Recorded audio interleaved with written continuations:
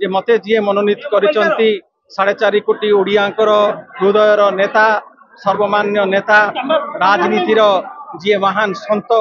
Saint in politics श्रीयुक्त नवीन पट्टनायक महोदय मुझे दायित्व देइचंती से आंतरिक कृतज्ञता ज्ञापन करुच्ची एवं ओडिशा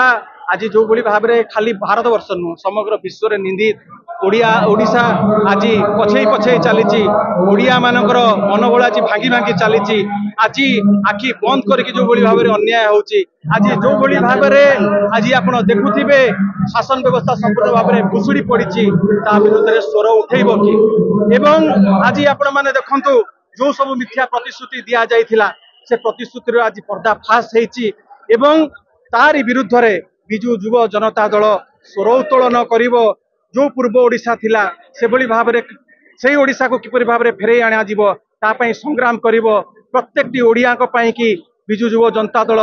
लड़ाई करिवो एवं जो सुनार ओडिशा जो स्वप्न देखिथिले हमर प्रिय नेता श्रीयुक्त नवीन पट्टनायक ताकू श्रेष्ठत्व हासिल करबा पई निश्चित भाव में विजु युव जनता दल संकल्प तेरे एभली किसी गुरुत्वपूर्ण खबर देखा चाहती आम चैनल को लाइक सब्सक्राइब और शेयर करो।